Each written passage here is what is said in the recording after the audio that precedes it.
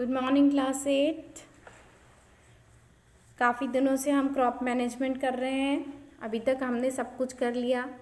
अब हमारी फसल पक के तैयार हो गई है। Now it's the time for harvesting. हमने सॉइल प्रिपरेशन किया, सोइंग किया, देन इरिगेशन किया, वीडिंग किया, मैन्योरिंग किया।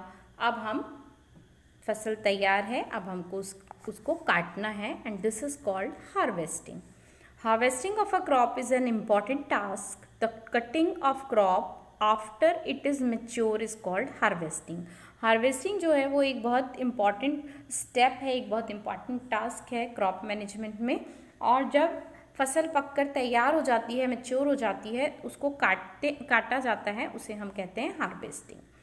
इन harvesting crops are pulled out और cut close to the ground. या तो क्रॉप को उखाड़ लिया जाता है, बाहर खींच लिया जाता है, या फिर उसको ज़मीन के पास से काट दिया जाता है.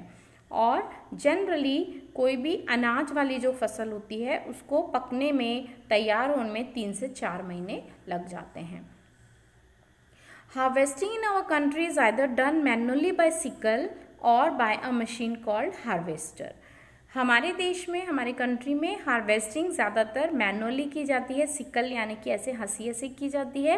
पर आजकल ज़्यादातर खेतों में जो हार्वेस्टिंग है वो हार्वेस्टर से की जाती है. हार्वेस्टर एक मशीन होती है जो कि चलती जाती है और फसल को काटती जाती है. इसमें टाइम कम लगता है. In the harvested crop the grain seed need to be separated. जब फसल काट दी जाती है हार्वेस्टेड क्रॉप में, जो छिलके होते हैं, डंडियाँ होती हैं, उसमें से जो सीड होता है उसको अलग करना भी काफ़ी इम्पॉर्टेंट होता है. This process is called threshing. छिलकों में से अनाज को अलग करने की जो प्रोसेस होती है उसे थ्रेशिंग कहते हैं. This is carried out with the help of a machine called combine, which in fact a harvester as well as a thresher.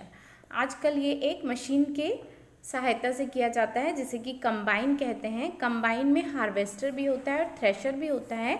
यहाँ पर देखिए पिक्चर में आपको दिख सकता है. ये फसल को काटता भी जाता है और उसमें से अनाज के दाने भी अलग करता जाता है, इसलिए इसे कंबाइन कहा जाता है. After harvesting, sometimes stubs are left in the field which are burned by farmers. Paheli is worried. She knows that it causes pollution. It may also catch fire and damage the crops lying in the fields. कहीं कहीं कुछ जगह खेतों में जब harvesting हो जाती है और जो स्टब्स होते हैं, स्टब्स मतलब फसल के जो ठूंठ होते हैं, जो बिल्कुल छोटे छोटे से जड़े के पास का हिस्सा होता है, वो फील्ड में रह जाता है, जिसे साफ़ करने के लिए फार्मर्स क्या करते हैं, खेत में आग लगा देते हैं. और जिससे क्या होता है, बहुत सारा पॉल्यूशन होता है. अभी कुछ दिन पहले हमने सुना था दिल्ली में, फरीदाबाद के पास, दिल्ली के पास किसानों ने अपने खेतों में इस तरह आग लगाई थी फसल को, ये जो पुआल बच जाता है उसको जलाने के लिए. तो वहाँ पर पॉल्यूशन लेवल एकदम बहुत ज़्यादा बढ़ गया था और लोगों को सांस लेना भी मुश्किल हो रहा था. तो ये धीरे धीरे पॉल्यूशन, एयर पॉल्यूशन का लेवल बढ़ाता है. और इसके अलावा कभी कभी हवा के कारण ये जो आग होती है और फैलती जाती है और दूसरे खेतों तक पहुंच जाती है, जहां पर कि ये क्रॉप्स को भी नुकसान पहुंचा सकती है. तो it is not a very good practice. Farmers with small holdings of land do the separation of grain and chaff by winnowing.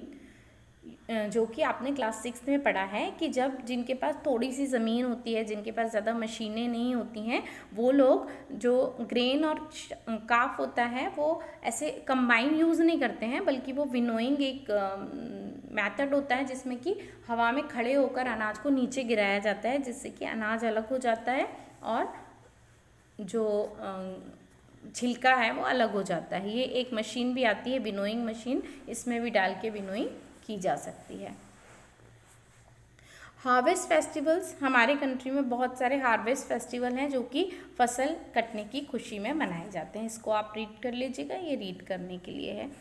Then हमारा जो अगला स्टेप होता है, जब फसल को हार्वेस्ट कर लिया गया, after that it is ready to store. तो storage is the next and very important stage अगर आप स्टोरेज प्रॉपरली नहीं करेंगे तो आपने जो पिछले 3-4 महीनों में जितने सारे स्टेप किए हैं, इतनी सारी मेहनत की है, वो पूरी तरह से ख़राब हो जाएगी।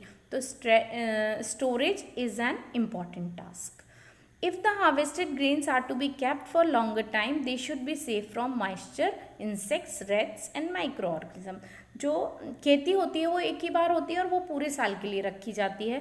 तो जो हार्वेस्टेड ग्रेन है, अगर हमको इसको लंबे समय के लिए रखना है तो हमें इसे बचाना पड़ेगा। इसमें नमी नहीं लगनी चाहिए, कीड़े नहीं लगने चाहिए, चूहों से इसको सेफ रखना पड़ेगा, बैक्टीरिया, वायरस, माइक्रो ऑर्गेनिज्म से सेफ रखना पड़ेगा। हार्वेस्टेड ग्रेन्स हैव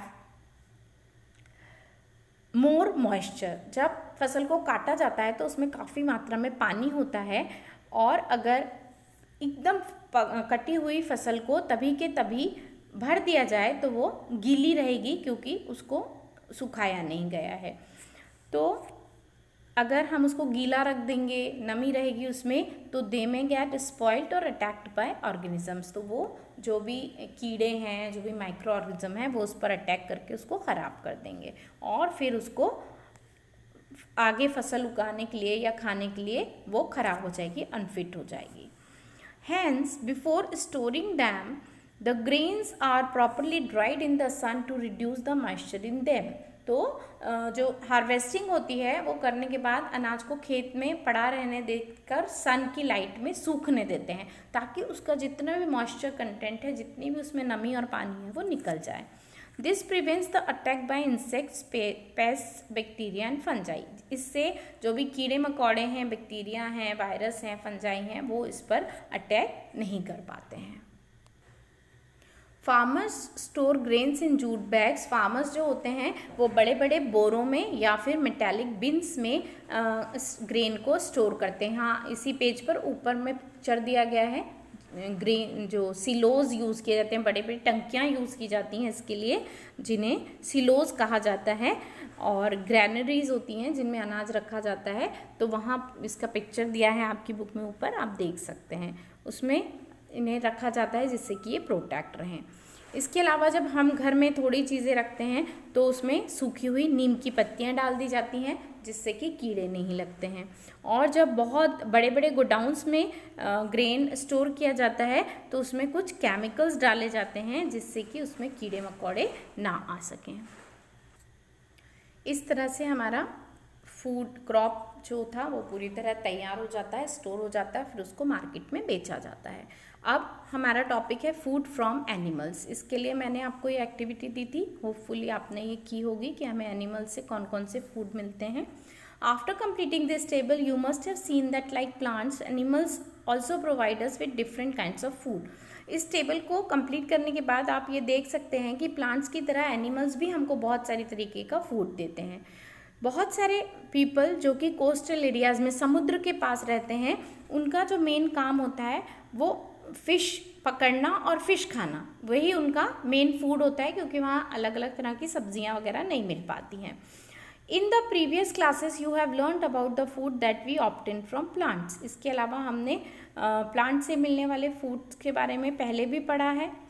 तो हमने सारे स्टेप्स भी पढ़ लिए कि क्रॉप प्रोटेक्शन में हमको क्या क्या चाहिए होता है। सिमिलरली एनिमल्स को भी जब पाला जाता है घरों में या खेतों में, तो उनको भी हमको सही तरीके से खाना देना पड़ता है। ऐसा नहीं कि वो हमको सब कुछ अपने आप ही दे देते हैं, हमें उनको अच्छी तरह से रखना पड़ता है, शेल्टर देना पड़ता है, उनकी केयर करनी पड़ती है। और जब ये 2-4 एनिमल रखें दैट इज़ ओके, लेकिन जब ये बहुत बड़े स्केल पर किया जाता है, जहाँ पर हज़ारों एनिमल्स होते हैं, वहाँ पर इसे हम कहते हैं एनिमल हस्बेंड्री। तो this is your chapter completed now. You read it well, और अगर आपको कोई डाउट रहेंगे तो फिर हम जब क्लास में या वीडियो के थ्रू या कॉल के थ्रू आप मुझे बता सकते हैं।